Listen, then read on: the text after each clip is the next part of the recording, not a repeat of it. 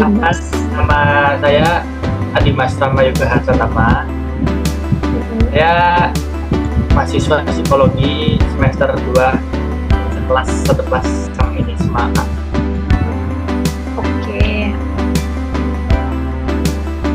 Panggilannya siapa? Mas Panggilannya Rama. Rama. Oke, Mas Rama. Oke, Mbak Aya, Mas Rama, sama siapa lagi? Mbak. Izin perkenalan diri Kak, nama saya Winda Kurniawati dari psikologi semester 2 juga. Oke, untuk kelasnya. Iya. Oke, lanjut. Perkenalkan, nama saya Nur Aisyah. Saya dari psikologi B, sama kelas dari Mbak Winda. Oke, Mbak Aya, sebelahnya namanya siapa kemarin lupa sih? Nindya Kak. India ya. Oke. Mbak Aya, Oh Mbak ya, Kak. India. Ya, gimana? Untuk teknis podcastnya tuh kayak kita sharing-sharing aja, nggak apa-apa. Jadi kayak nggak formal banget gitu loh. Anggap aja kayak ngobrol sama santai gitu lah. Oke, siap. Gimana nih, gimana? Mau bahas apa gitu ya? Ini podcastnya tuh di-upload gak sih? Atau cuman buat tugas aja? Untuk podcast sendiri sepertinya itu tugasnya di-upload. Oke, baik. Ya, nanti berarti ada yang di-cut gitu ya. Ya, Terkait dengan mungkin sinyalnya ada yang kurang bagus gitu ya, punya saya, punya teman-teman.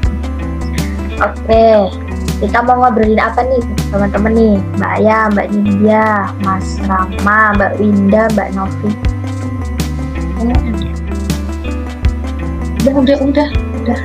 Jadi untuk yang pertama kita mau ngebahas tentang menurut kakak nih seberapa penting kompetensi untuk orang-orang yang berkarir di bidang psikologi. Seberapa penting gitu ya untuk orang-orang yang berkarir di psikologi? Kalau jawabannya seberapa penting, memang saya menjawabnya ya dari pribadi saya itu jawabannya muncul di sana. Kalian lagi di kampus, lagi di kos lagi di teman. kos-kosan teman. Cuman beda ruangan Oh, aja, Kak. Iya, gitu. Oh, masih kelihatan Mas Rama.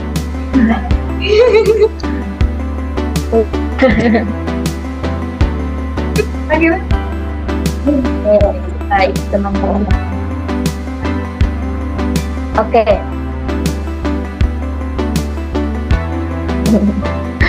Oke, jawabannya kalau pertanyaannya seberapa penting gitu ya terkait dengan kompetensi psikologi, jawaban dari saya pribadi itu sangat penting ya teman-teman.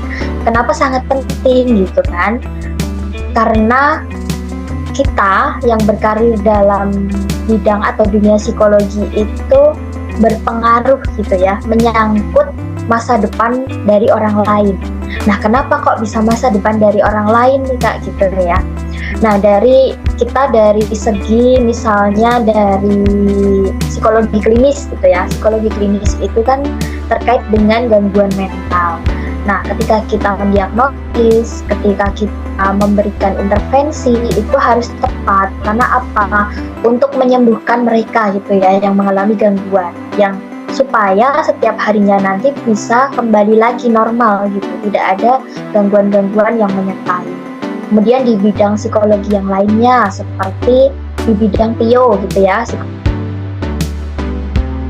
kita memberikan sebuah keputusan gitu ya, misalnya rekrutmen seleksi gitu. Nah, rekrutmen seleksi ini ketika kita membuat sebuah keputusan bahwa orang ini diterima atau tidak untuk menjadi karyawan gitu ya, atau misalnya ketika promosi jabatan, orang ini layak nggak sih untuk dipromosikan, atau misalnya dengan training gitu ya, orang ini sebenarnya butuh training apa. Nah, itu akan mempengaruhi di masa depannya si karyawan itu gitu. Jadi itu masa depan orang juga gitu kan. Apakah memang ini layak diterima atau tidak, dan penilaian kita, keputusan kita itu sangat mempengaruhi masa depannya mereka. Kemudian di bidang lain, misalnya di bidang psikologi pendidikan gitu ya, ada juga di psikolog sekolah, di sekolahan gitu ya, itu juga akan sangat berpengaruh untuk masa depannya si anak-anak ini, siswa gitu ya.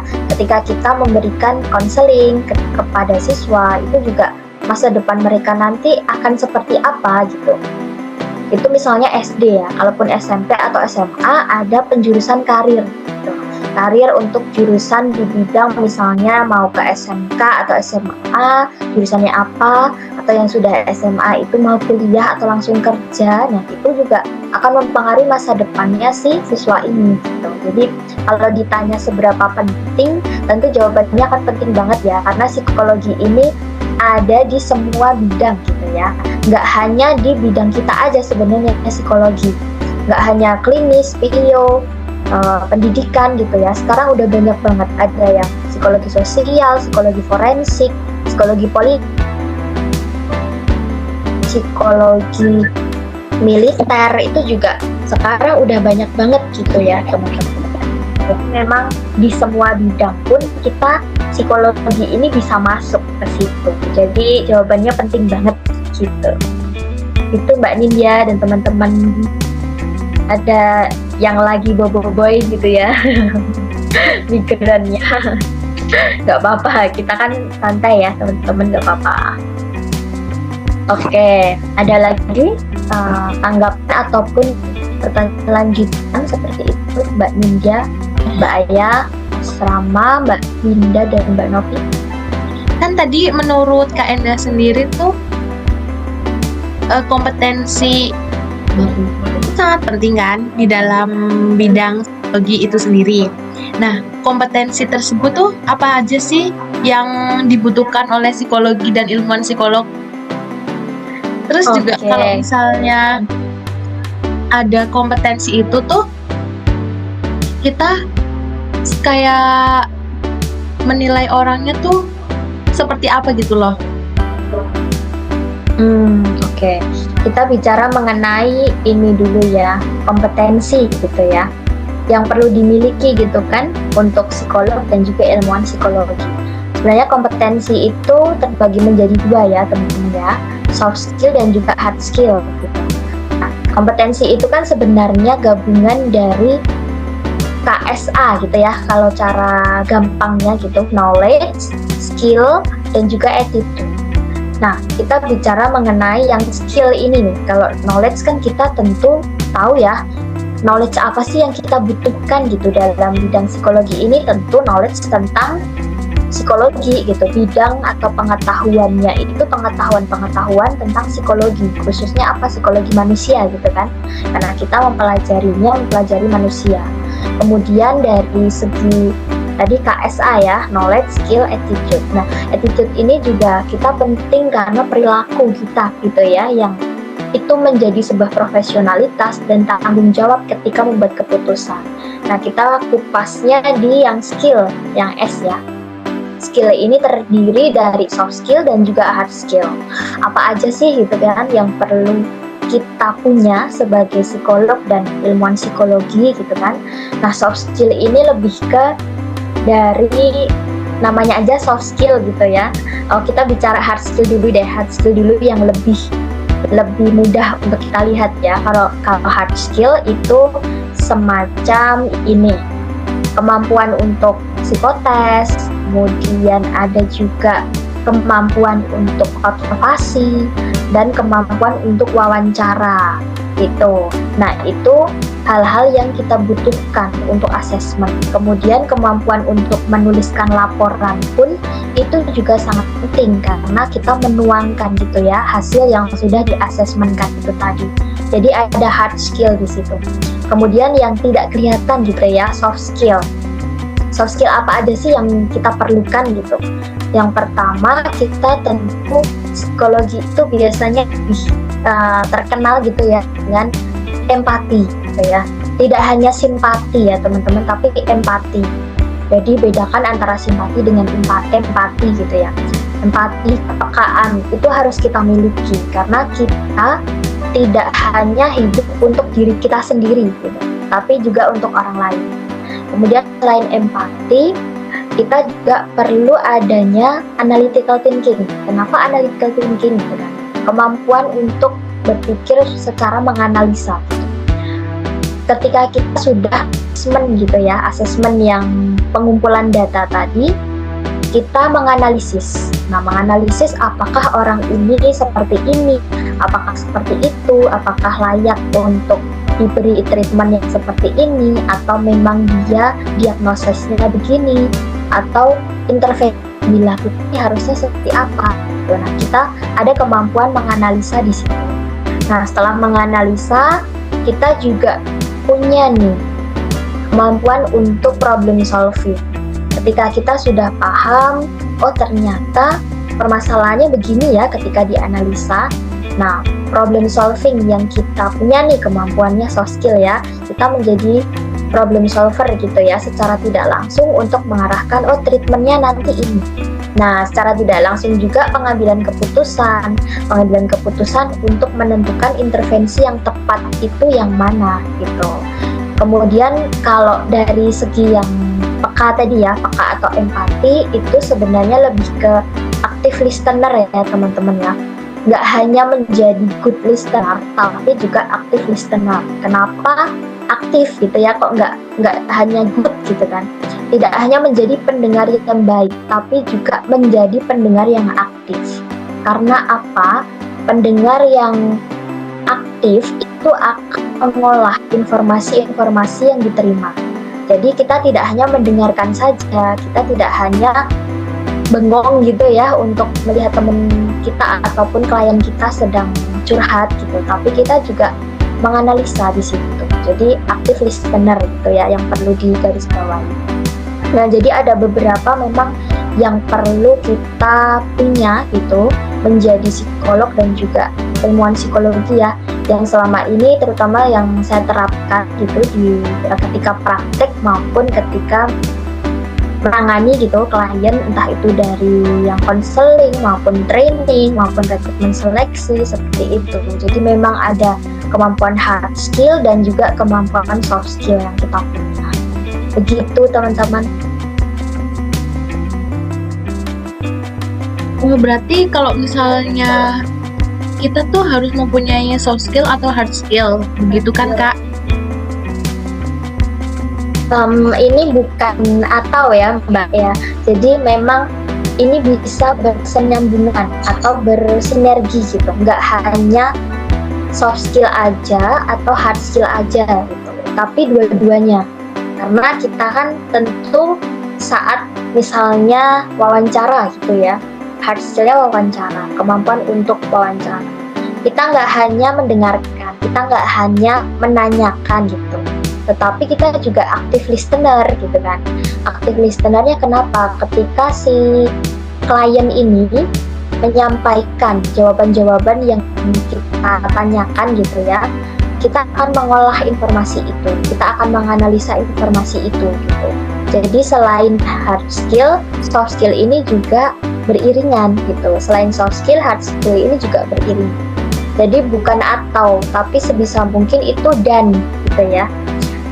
And jadi memang hard skill dan soft skill gitu, karena kita tidak hanya bicara mengenai kemampuan secara yang terlihat saja, tapi dari dalam diri kita ini untuk mengolah, melakukan, kemudian mengambil keputusan juga itu juga diperlukan.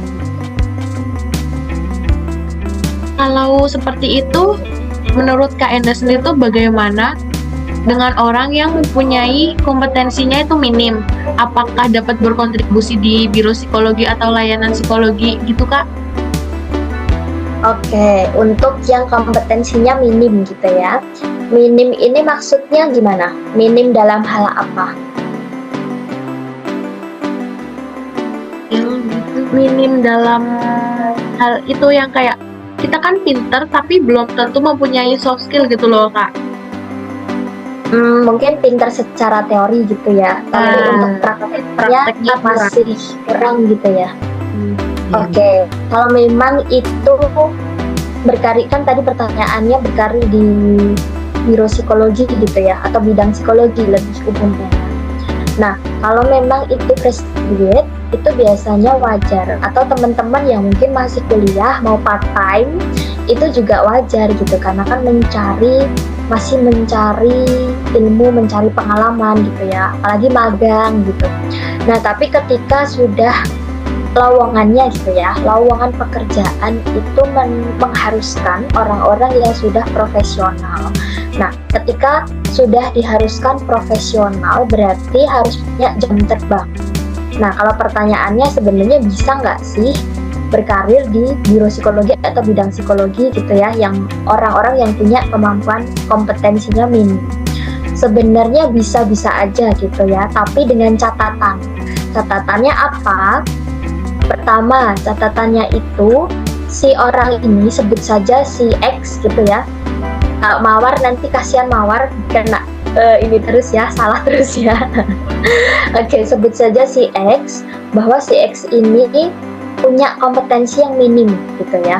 Punya kompetensi minim, kemudian dia mau kerja di biro psikologi atau klinik psikologi ataupun rumah sakit atau perusahaan gitu ya. Di misalnya instansi X lagi ya, instansi A misalnya. Jadi si X ini mau kerja di instansi A dengan kompetensi yang minim. Nah, boleh-boleh aja. Catatannya adalah, jadi benar-benar harus ada catatan. Karena kita nggak mungkin melepas orang-orang yang kompetensinya masih minim gitu ya, karena itu terkait jam terbang juga. Yang pertama itu harus ada yang membimbing atau yang mensupervisi. Jadi misalnya dia masuk itu sebagai staff, dia harus punya atasan, misalnya entah itu koordinator, entah itu supervisor, ataupun langsung manajer, itu wajib banget gitu. Karena orang yang ada di atasnya ini tentu yang lebih profesional, yang lebih kompeten untuk mengarahkan, membimbing gitu ya, dan mengajari juga apa aja yang harus dilaksanakan oleh si X ini. Kemudian catatan yang kedua ini, si X itu harus upgrade. Upgrade-nya dengan cara apa? Upgrade skill tadi, upgrade kompetensi, entah itu skillnya hard skill, soft skill, itu wajib banget. Karena apa? Ketika staff gitu ya, staff itu sebenarnya tidak hanya melakukan kegiatan operasional, tapi staff itu juga dituntut untuk mengerjakan pekerjaan-pekerjaan teknis, yang dimana pekerjaan teknis ini tidak dilakukan oleh leader gitu ya. Maksudnya kenapa tidak dilakukan oleh leader? Jadi ada delegasi tugas di situ gitu. Jadi staff ini melaksanakan pekerjaan-pekerjaan secara teknis, secara operasional. Kemudian seorang leader ataupun atasannya, misalnya entah itu supervisor, manager, itu untuk strategiknya. Jadi untuk yang lebih umum bicara mengenai bisnis, target, tujuan, visi misi gitu ya. Jadi untuk pemikiran-pemikiran ide gitu ya, untuk pelaksananya di staff ini. Jadi staff ini, si X ini harus upgrade skill gitu ya. Entah itu soft skill, hard skill, itu wajib banget karena nantinya dia akan menjalankan atau melaksanakan tugas-tugas yang berkaitan dengan hal itu. Gitu. Jadi ada supervisi dari atasan, dibimbing tadi ya, diarahkan, dan juga ada harus upgrade skill, upgrade kompetensi. Ketika misalnya tidak terikat dalam suatu instansi gitu ya, si X ini boleh banget nambah jam terbang. Jam terbangnya gimana? Misalnya ikut pelatihan gitu ya, itu bentuk dari upgrade juga gitu.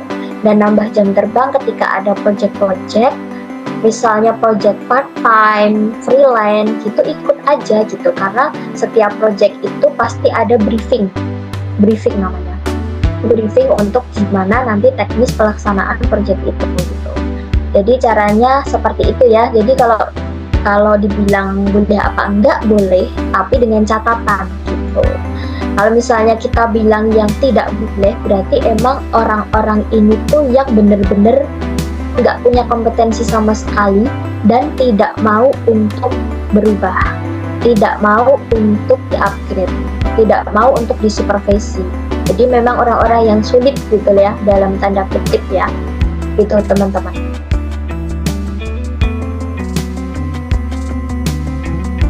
Saya mau tanya, Ya, silahkan.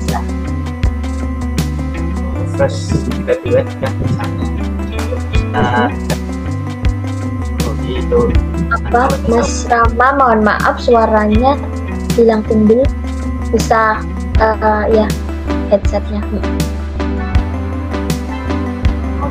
ditanyakan menurut kalian tuh kalau misalkan fresh graduate, misalkan lulusan S1 psikologi, nah Mm-mm. ini mau masuk di pekerjaan rekrutmen misalkan, Mm-mm. apakah kompetensi yang dimiliki sekedar lulusan sarjana psikologi itu apakah cukup atau ditambahin seperti yang tadi dikatakan ada data seperti itu belum ada benar minim atau pemula gitu kan. Oke. Berarti untuk fresh grad ya, fresh graduate ketika lulus mau menjadi seorang rekruter gitu ya. Rekruter, spesifiknya rekruter ya Mas ya. Jadi rekrutmen seleksi gitu ya untuk seleksi. Nah, di sini memang untuk fresh graduate itu kan biasanya belum punya pengalaman gitu ya. Secara orang melihat. Nah, tapi zaman sekarang itu udah canggih banget Mas Rama dan teman-teman. Canggih bangetnya kenapa? Sekarang itu udah banyak sekali pelatihan-pelatihan yang dilaksanakan secara online maupun offline gitu. Contoh pelatihan apa? Misalnya kita perlu tahu dulu rekruter itu butuh kompetensi apa saja gitu ya. Kemampuan untuk wawancara, kemampuan untuk observasi. Nah, kemudian kalau misalnya teman-teman memang menjadi tester gitu ya, berarti kemampuan untuk administrasi tes dan juga scoring. Kemudian yang lain apa? Kemampuan untuk misalnya pengkondisian peserta, untuk mengatur jadwal, untuk yang lainnya secara teknis gitu ya. Itu bisa dipelajari Mas Rama. Nah, untuk hal-hal yang secara psikotes, observasi, wawancara itu bisa belajar dulu. Menambah jam terbangnya bagaimana, sedangkan ini fresh graduate gitu ya. Selama kuliah nih teman-teman kan masih semester 2 ya. Semester 2 itu masih awal banget lah, terbilangnya masih awal banget. Teman-teman masih punya banyak banget kesempatan nantinya untuk magang. Entah itu magang dari kampus, entah itu magang di luar kampus. Magang di luar kampus itu biasanya mencari sendiri ya, mencari namanya sebentar ya Mas ya. Tadi ada iklan sebentar. Oke, tadi kita lanjut ya. Jadi terkait dengan si Y gitu ya, yang mau, atau Mas Rama gitu ya, yang mau mendalami ataupun berkarir di bidang rekruter gitu ya, rekrutmen seleksi. Jadi kita pahami dulu syarat ataupun kompetensi sebagai rekruter ini tuh apa aja. Jadi ada observasi, wawancara, misalnya psikotes juga dilakukan, dipelajari. Nah, ini masih semester 2, jadi masih punya banyak banget kesempatan untuk magang nantinya, magang dari kampus maupun magang dari pribadi. Magang dari kampus tentu ada prosedurnya ya teman-teman ya. Kalau untuk magang secara pribadi, biasanya teman-teman itu di semester minimal itu di semester 4 atau 5 yang teman-teman itu udah dapat psikodiagnostik ya, psikodiagnostik 1, psikodiagnostik 2, psikodiagnostik 3, yang dimana itu psikotes, observasi, wawancara.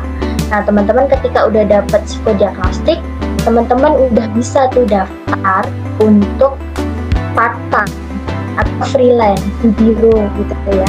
Di biro saya kurang tahu di Purworejo ada biro psikologi atau tidak gitu ya. Tapi ketika itu memang ada, teman-teman coba tanya, coba untuk gabung gitu ya, gimana caranya part-time di situ, tambah jam terbang. Nah teman-teman ketika lulus nanti itu akan punya bekal untuk pekerjaan. Nah misalnya selain di biro luar kampus ya, Misalnya di kampus itu ada Biro Layanan Psikologi Kampus, Biro Layanan Psikologi Universitas. Coba ikut, coba daftar gitu ya. Gitu. Nah, atau misalnya ini mata kuliahnya yang ngambil siapa? Pak Patria. Pak Patria ya. Nah, kalau nggak salah Pak Patria itu punya biro namanya Law Action, ya teman-teman ya. Kalau teman-teman tahu itu Pak Pat itu punya biro namanya Law Action. Coba kalau misalnya teman-teman udah semester 4, udah semester 5, udah dapat psikodiagnostik, coba cari tahu gitu ya. Pak Pat ada lowongan nggak untuk part time gitu kan? Misalnya mau magang di Law Action boleh nggak, atau mau part time, mau freelance di Law Action boleh nggak? Kalau ada project-project nanti kami siap bantu Pak Pat gitu. Jadi memang namanya jam terbang itu kita harus mencari, kita harus menciptakan sendiri peluang itu gitu ya. Jadi bekalnya dari situ. Ketika teman-teman lulus fresh graduate, meskipun sebutannya fresh graduate, tapi teman-teman tuh udah punya pengalaman di luar pengalaman kerja secara resmi, secara formal. Jadi lebih ke magang, lebih ke part time, freelance gitu.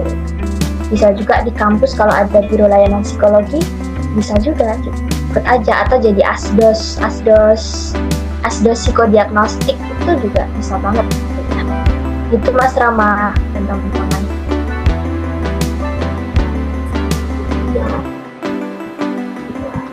Oke.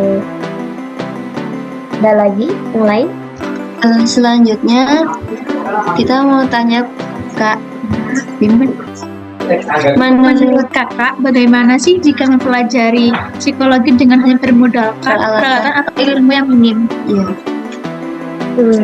Bermodalkan ilmu atau peralatan yang minim. Maksudnya peralatan minim itu apa? Peralatan Misal kayak hanya lewat dari YouTube atau Google dari internet. Itu dibilangnya dan dengan atau gimana? Bagaimana Kak? Ya, dibilangnya memang dari YouTube atau Google itu dibilang minim. Minim tuh maksudnya dibandingkan dengan buku atau dengan kuliah itu, atau bagaimana? Ya, dengan kita belajar lewat buku dan kuliah itu kan, kalau dari YouTube paling cuma inti-intinya kan Kak, dibandingkan kita kuliah dan baca-baca di buku itu. Oke. Berarti memang perbandingannya antara teman-teman yang kuliah sama teman-teman yang nggak kuliah itu tapi baca lewat internet gitu ya, belajarnya dari internet gitu ya. Teman-teman, ini sebentar saya mau make sure, ini kan Zoom-nya kurang dari 1 menit. Oke, tadi kan pertanyaannya berarti belajarnya dibandingkan dengan yang di perkuliahan gitu ya, di perkuliahan dengan baca buku, dan dibandingkan dengan cara belajar yang instan gitu ya, dari YouTube, dari Google. Kemudian sekarang banyak banget ya teman-teman video-video edukatif yang ada di sosmed, nggak hanya YouTube tapi di Instagram, TikTok itu juga banyak banget sekarang gitu ya. Bahkan teman-teman yang menyampaikan ya secara bahasa gaulnya, konten kreatornya itu nggak hanya dari orang psikologi, ternyata tuh ada yang dari ilmu komunikasi, dari public relation, kemudian dari sarjana hukum, itu banyak juga gitu. Jadi ketika ditanya nih belajar mengenai psikologi gitu ya, psikologi itu sebenarnya bisa dipelajari dari mana saja, kapan saja, dengan siapa saja, gitu boleh banget gitu kan.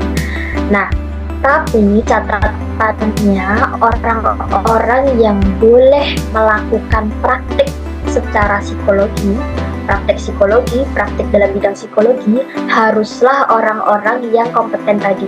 Kompeten itu salah satunya dengan knowledge tadi ya, KSA. Knowledge-nya itu sejauh mana mereka paham.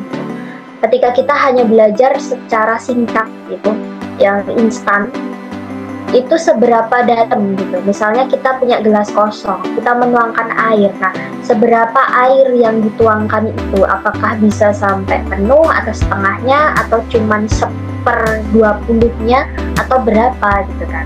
Nah, kalau belajar untuk memahami, misalnya lebih membuat diri kita sadar gitu ya, lebih aware dengan kondisi kesehatan mental, itu nggak apa-apa, belajar dari mana aja bisa gitu. Tapi catatannya lihat sumber yang dicantumkan atau lihat sumber yang orang itu sampaikan. Apakah memang sumber ini tuh trusted atau tidak?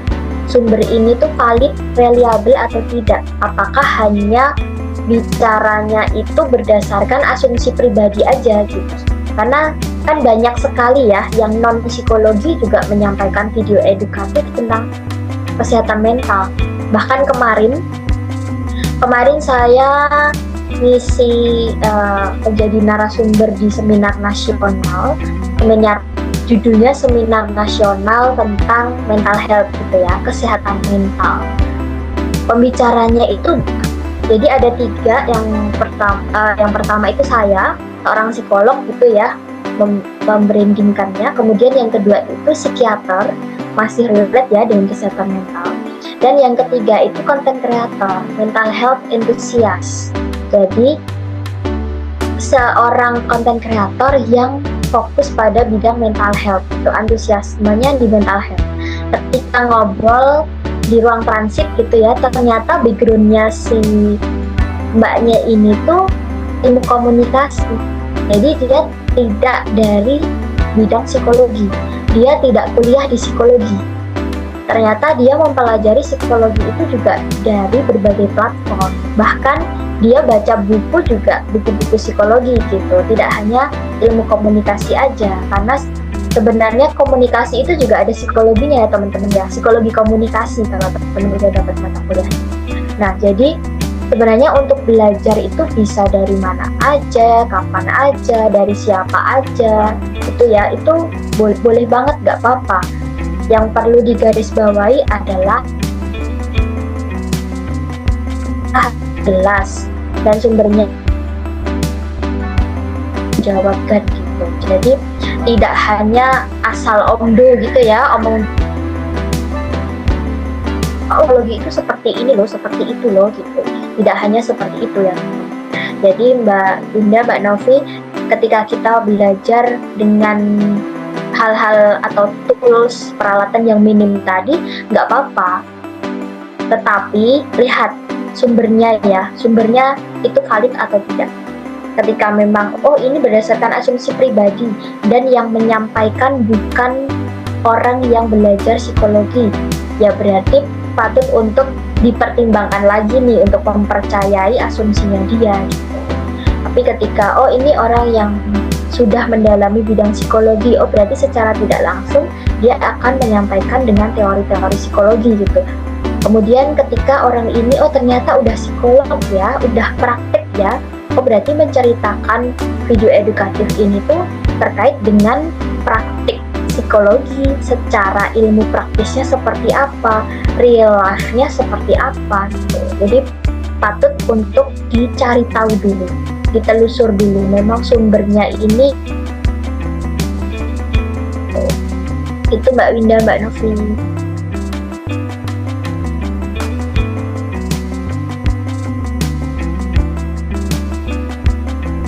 Ada lagi yang lain?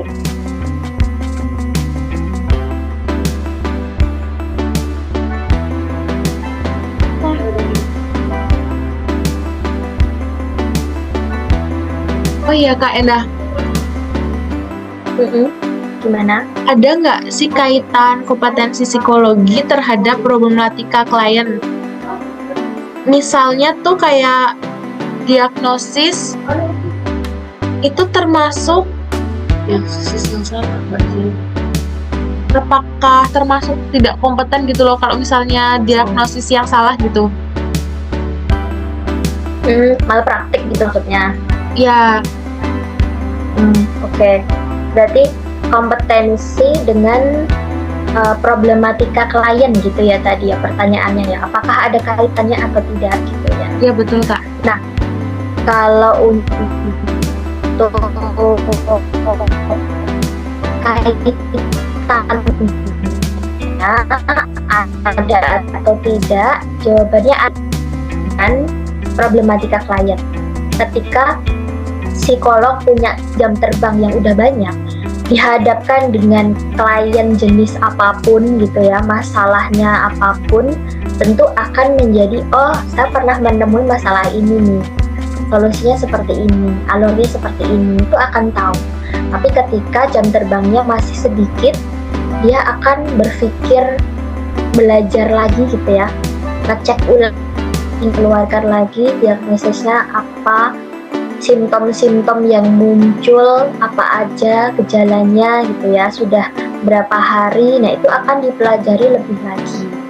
Nah kemudian kalau dibilang sebenarnya kompeten ataupun tidak kompeten, itu yang menilai bukan klien, yang menilai bukan dari diri kita secara masyarakat umum gitu ya.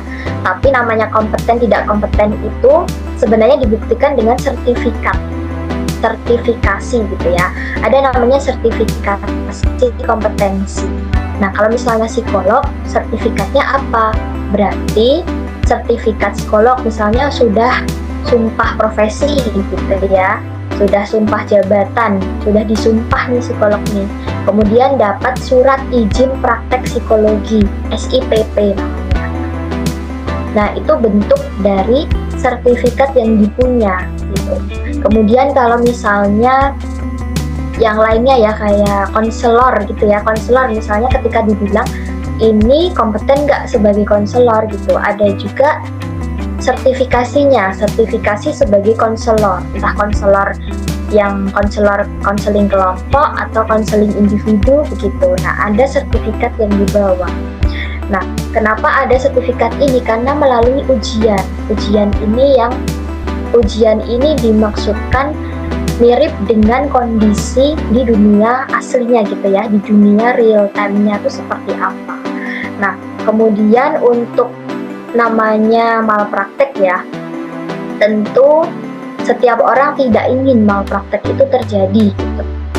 Kalau bicara kompetensi tidak kompetensi, yang menilai bukan klien, karena klien kan tidak tahu ya dia kompeten atau tidak.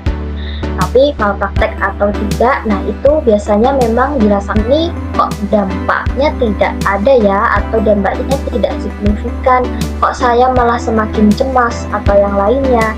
Kalau misalnya dokter bisa kelihatan ya, overdosis obat akan menjadi kejang, sesak nafas kayak gitu. Tapi kalau untuk malprakteknya secara psikologi, ini yang kita tidak bisa langsung melihat secara kasat mata gitu ya. Nah biasanya diperlukan adanya observasi, observasinya seperti apa dan itu berlangsung berapa lama gitu. Jadi memang butuh waktu.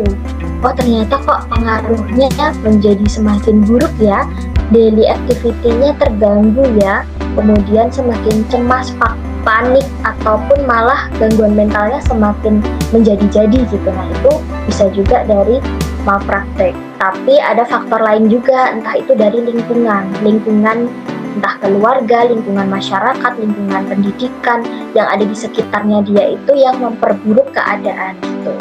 Jadi kalau dibilang berkaitan, tentu berkaitan gitu ya. Tapi ketika orang nih misalnya dia udah kompeten, tapi kok bisa malpraktik gitu ya. Nah itu ada faktor X lainnya gitu.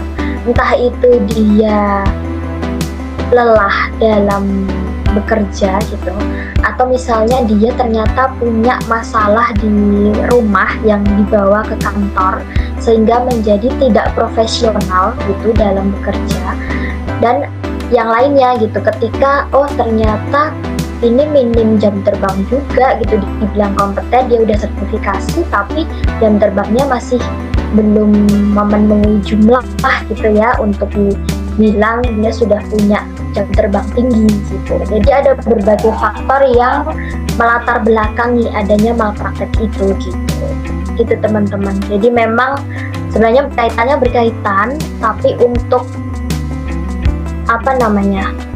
berkaitannya ini tuh juga ada faktor lainnya gitu. Bisa jadi malpraktek, bisa jadi memang sudah oke gitu ya, sudah kompeten. Sudah kompeten ini dengan catatan apa latar belakangnya. Malpraktek ini juga dengan catatan apa latar belakangnya, seperti itu. Gitu teman-teman.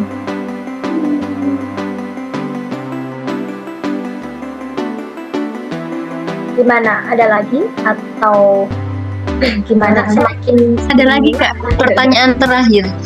Oh, ada lagi pertanyaan terakhir. Last question Kak. Oke. Pertanyaannya, apakah kurangnya kompetensi atau kurang berkompeten menjadi salah satu alasan melakukan pendelegasian pekerjaan Kak? Oke.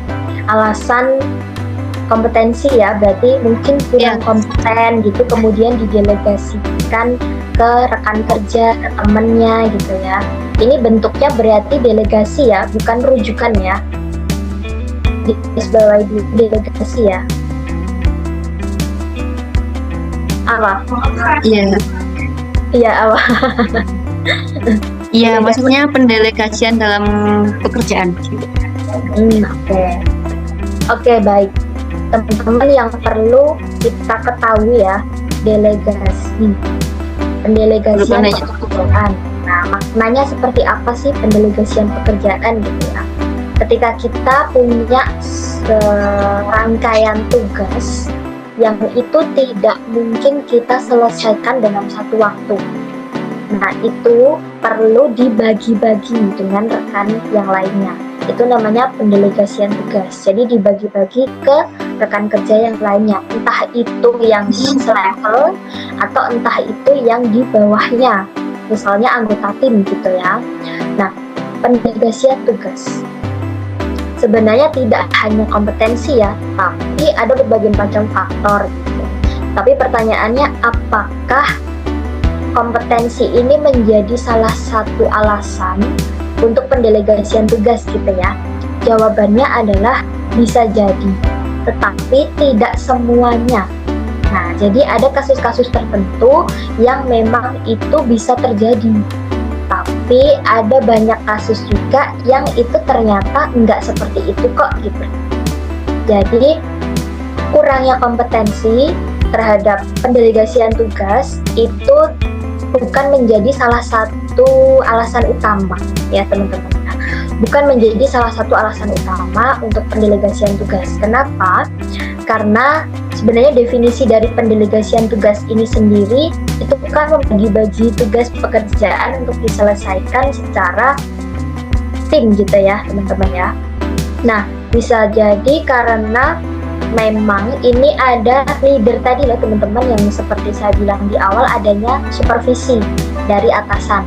Bisa jadi yang mendelegasikan tugas ini adalah supervisor, manajer, atau atasannya gitu untuk membagi tugas itu ke bawahan. Itu salah satu bentuk delegasi tugas juga. Kalau dibilang seperti ini, berarti memang yang menjadi leader itu bukan dulunya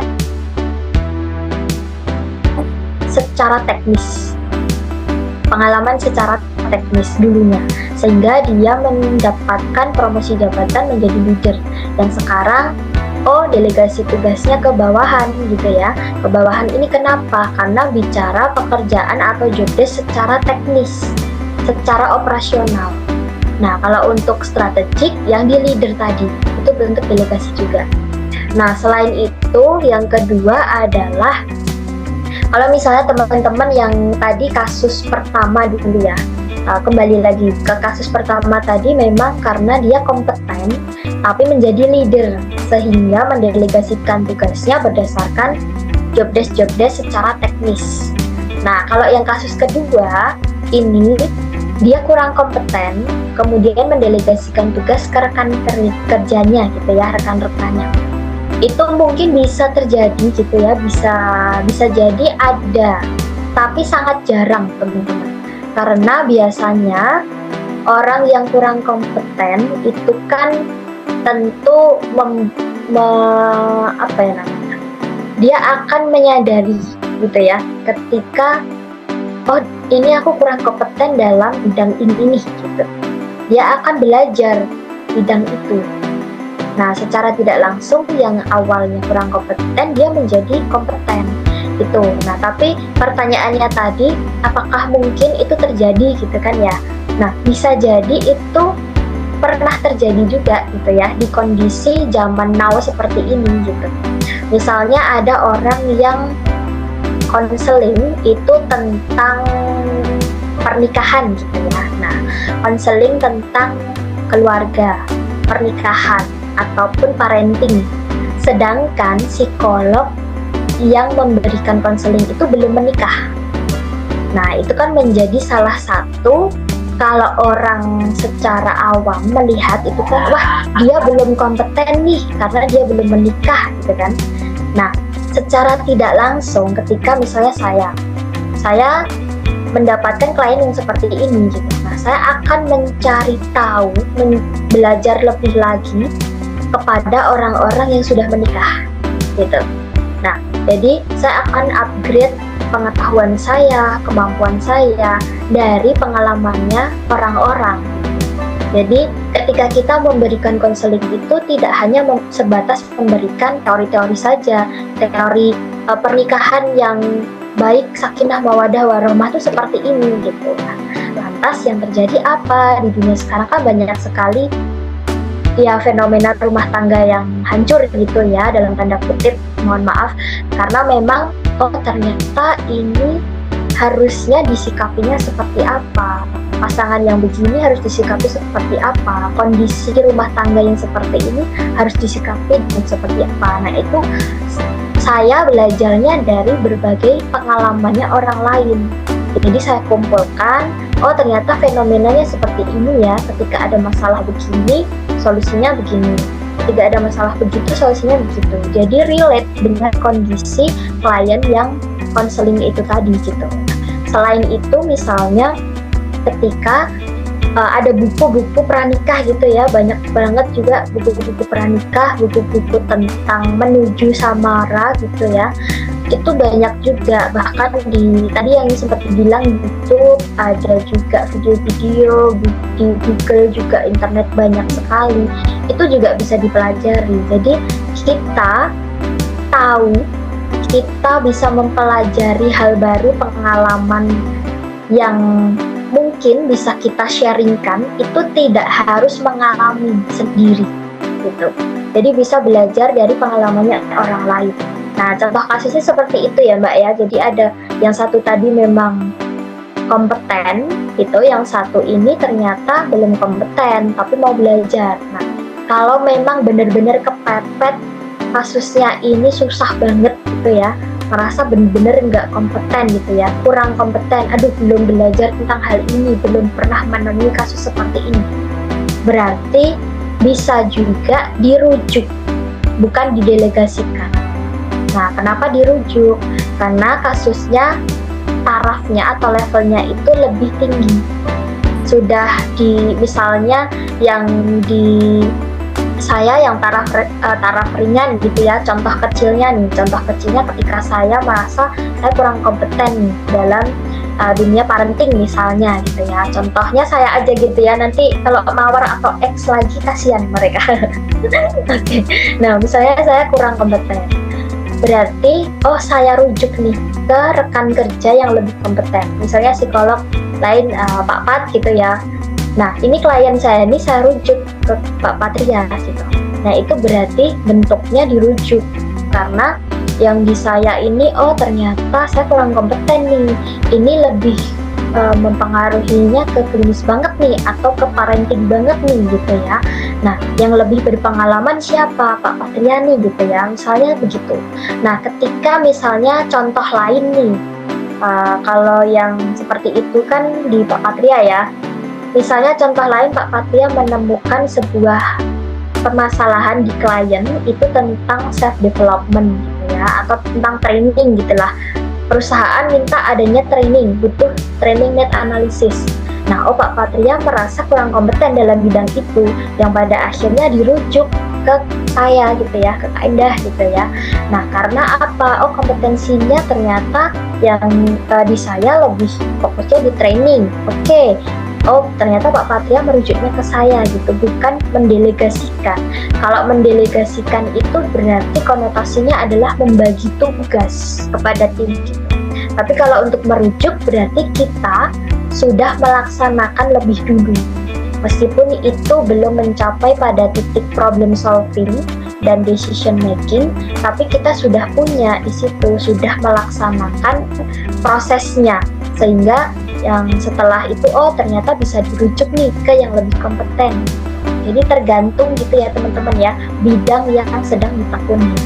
Seperti itu Mbak Winda, Mbak Novi, Mbak Aya, Mbak Nindya, dan juga Mas Rama. Tadi last question ya, atau ada probing pertanyaan lagi? Masih berapa? 3 menit.